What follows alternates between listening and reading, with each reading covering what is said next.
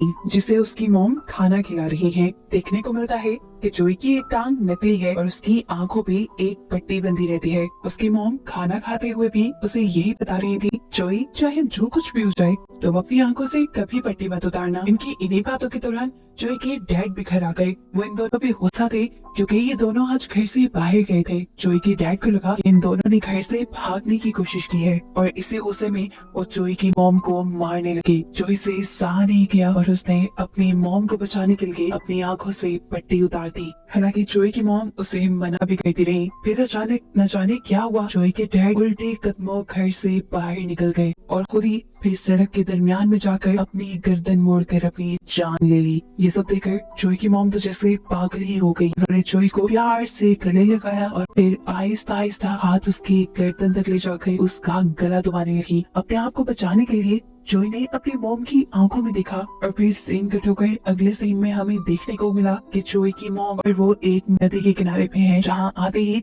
अब जोई की मॉम को होश आया है और वो रोते गिड़गिड़ाते हुए अपने बेटे से अपनी जान की भीख मांग रही है। और यहाँ आकर हमें रिवील हुआ कि जोई के पास कुछ पावर्स हैं जिनकी मदद से वो लोगों को देखते ही अपने कंट्रोल में कर सकता है और उनसे अपनी मर्जी के काम करवा सकता है। यही वजह थी कि उसकी मॉम आज तक उसे अपनी आंखों से कपड़ा नहीं उतारने देती थी। अब कहानी में कई साल गुजर जाते हैं और दिखाया जाता है कि जोई बड़ा हो चुका है। उसकी पावर्स भी बचपन से कई ज्यादा गुना बढ़ चुकी हैं। जोई सभी लोगों से अलग थलग रहता था क्योंकि वो नहीं चाहता था कि कोई उसकी एबिलिटीज को जाने। वो अपनी इन्हीं एबिलिटीज, अपनी इन्हीं पावर्स का इस्तेमाल करते हुए लोगों को अपने कंट्रोल में करके बड़े ही आराम से पैसे चुराता था और अपनी सारी जरूरतें पूरी कर लेता था। रहने के लिए अब उसके पास कोई घर तो नहीं था, लेकिन वो आलीशान होटल के स्टाफ को अपने कंट्रोल में करके वहाँ रहता है। अब सीन कट होता है और हमें मूवी में एक नए कैरेक्टर से मिलवाया जाता है जिसका नाम है इनकुबान। वो एक रिसाइकल पॉइंट पे काम करता है और उसके दो दोस्त भी हैं जिनके साथ उसकी लाइफ काफी अच्छी जा रही है। एक दिन ये लोग जब मौज मस्ती करके इनकुबान को उसके घर ड्रॉप करते हैं तो बातों में इनकुबान सड़क पे ध्यान नहीं देता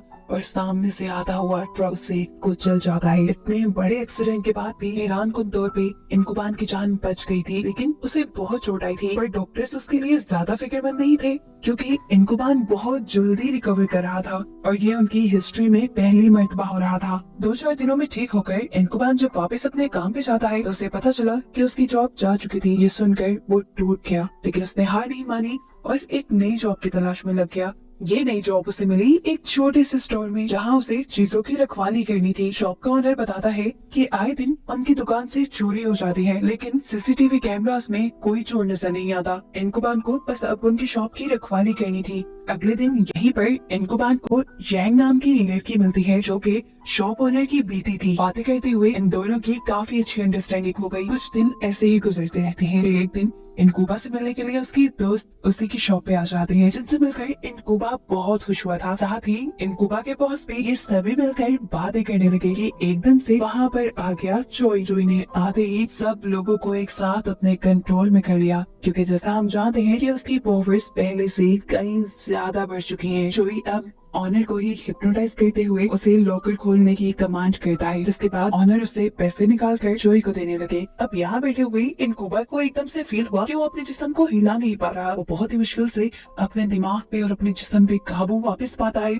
और अपना जीजे की तरफ देखता है जहाँ उसे जोई नजर आया। जोई पहली मर्तबा किसी इंसान को अपने कंट्रोल से बाहर निकलता देखकर हैरान था। अब तो उसकी चोरी पकड़ी जाने वाली थी। इनकुबा को रोकने के लिए वो इनकुबा के ही दोस्तों को हिप्नोटाइज करते हुए उनसे इनकुबा को पकड़वा लेता है, जिसके बाद उसने यांग को कमांड दी कि चाकू उठाकर इनकुबा के पेट में स्टैब कर दो। अब जैसा हम जानते हैं कि इनकुबा के अंदर जल्दी ठीक होने की सुपर पावर्स है, तो इस हमले से भी वो ज्यादा इफेक्टिव नहीं हुआ और उसने एक मर्तबा दोबारा जोई को पकड़ने की कोशिश की। लेकिन इससे पहले कि वो अपने मकसद में कामयाब होता, जोई ऑनर को दोबारा कमांड देते हुए इनकुबा को शॉक लगवा देता है और जोई ऐसे वहाँ से बच निकलता है। इस वाक्य के बाद अगला सीन हमें हॉस्पिटल का दिखाया जाता है, जहाँ हमें मालूम हुआ कि अपनी सुपर पावर्स की वजह से इनकुबा तो बच गया था, लेकिन इस सब में ऑनर की मौत हो गई। दूसरी तरफ जोई अभी तक इसी कश्मकश में था कि कोई इंसान उसकी पावर्स से निकल कैसे सकता है। दूसरी बात ये कि आज उसकी पावर्स ने बहुत बड़ा नुकसान कर दिया था। एक आदमी का मर्डर कर दिया था, जिस मर्डर को भी अब उसे छुपाना था। इसीलिए रात के अंधेरे में वो चाहता है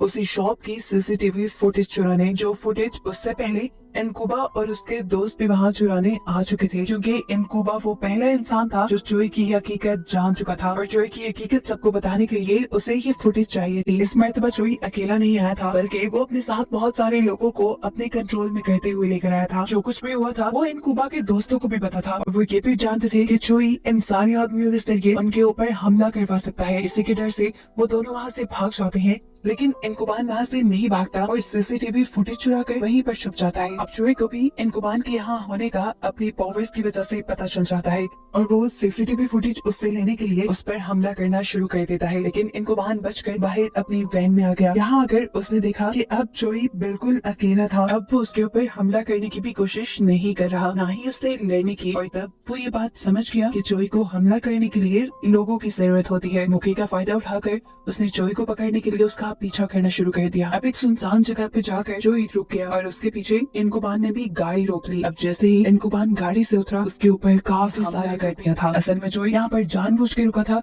क्योंकि उसने दूर से ही लोगों के ग्रुप को देख लिया था, जिनको उसने अपने कंट्रोल में करके इनकुबान के ऊपर हमला करवा दिया। इससे पहले कि ये लोग इनकुबान को मार देते, उसने अपनी इलेक्ट्रिक गन से जोई के ऊपर ही हमला कर दिया, जिससे जोई का ध्यान भटक गया और सभी लोग उसके कंट्रोल से बाहर निकल गए। लोगों के साइड पे होते ही इनकुबान ने जोई के मुंह पे कपड़ा डाल दिया ताकि वो किसी को भी देखकर अपने कंट्रोल में ना कर सके और फिर उसे उठा कर ले आया पुलिस स्टेशन में। उसने पुलिस वालों को सारी बात बताई कि कैसे जोई अपनी सुपर पावर से लोगों को कंट्रोल करके चोरियां करता है और उसने एक मर्डर भी किया हुआ है। अजीब सी कहानी थी। पुलिस वालों ने ऐसा कभी केस पहले सुना ही नहीं था, इसीलिए उन्हें लगा कि इनकुबान ही पागल है, शायद वो नशा करके आया है। लेकिन इनकुबान ने उससे कहा प्लीज मेरी बातों को यकीन करें। अब एक पुलिस वाला जोई का चेहरा खोलने वाला था, इनकुबान पीछे से चिल्लाता रह गया नहीं मत खोले इनका चेहरा, लेकिन पुलिस वालों ने एक न सुनी और उसका चेहरा खोल दिया और ऐसे फौरन जोई ने उन सबको अपने कंट्रोल में कर लिया। जोई सभी पुलिस वालों को अपने कंट्रोल में करते हुए इनकुबान के ऊपर हमला करवा देता है, लेकिन किसी तरह बचकर वो पुलिस स्टेशन से बाहर निकल आया। जोई को अब इनकुबान से खतरा महसूस होने लगा था। वो इनकुबान को मारना चाहता था, इसलिए उसने इनकुबान का पीछा किया, जो कि अब एक रेलवे स्टेशन पे आ चुका था।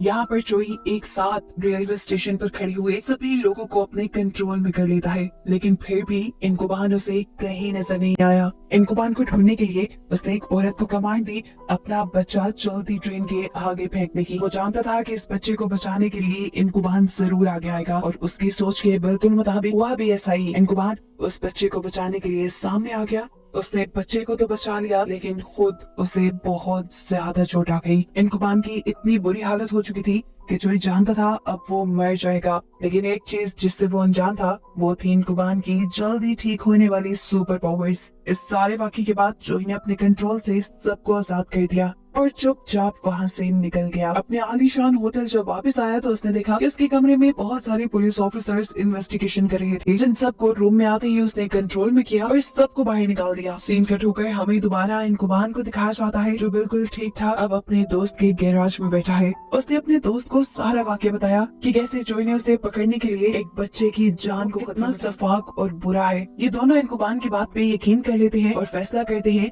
कि मिलकर जोई को मारेंगे। यहाँ पर अब पुलिस को भी जोई के बारे में शक होने लगा था। इन्वेस्टिगेशन करने के लिए वो जोई की मॉम के घर पहुंच जाते हैं और जोई को इस चीज की खबर होने पर वो वक्त से पहले वहाँ पहुँच गए सभी पुलिस ऑफिसर्स को मार देता है। अब तो उसे अपनी मॉम भी अपने लिए खतरा लगने लगी थी, इसलिए उसने सोचा कि वो अपनी मॉम को ही मार देगा। लेकिन जब उसने अपनी मॉम के ऊपर गन पॉइंट की तो उसकी आंख में आए आंसुओं ने उसे रोक दिया। जाते हुए वो अपनी मॉम के लिए कुछ पैसे भी छोड़ के गया, जो उसने थोड़ी ही देर पहले चुराए थे। यहाँ पे हमें पता चला है कि जोई को मारने के लिए इनकुबान के एक दोस्त ने एक ऐसी वैन डिजाइन की है जिसकी बैक पे फ्लैश लगे हैं, ऐसे फ्लैश जिससे कुछ देर के लिए जोई को अंधा कर सकते हैं और उसके कंट्रोल से बाहर निकलकर उसे पकड़ सकते हैं। इसी मिशन और प्लान के चलते ये लोग जोई को ढूंढने के लिए निकल गए। अभी जोई उन्हें मिला नहीं था कि इनकुबान के रास्ते में आंख लग गई और फिर उसकी आंख खुली गाड़ी में आने वाले जोरदार झटके की वजह से, और उसने देखा कि उसका एक दोस्त उसके दूसरे ड्राइव करते हुए दोस्त के ऊपर हमला कर रहा था। ये देखते ही वो समझ गया कि ये काम जोई का है। जोई ने इन्हें कंट्रोल में किया हुआ है और वो कहीं दूर से इनके ऊपर नजर रखे हुए है।